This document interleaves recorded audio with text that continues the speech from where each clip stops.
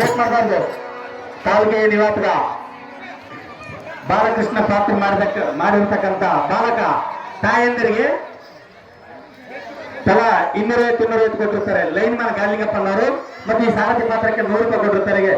ಕಲಾವಿದರಿಗೆ ಹೃತ್ಪೂರ್ವಕ ಧನ್ಯವಾದಗಳು. ಅವರಿಗೆ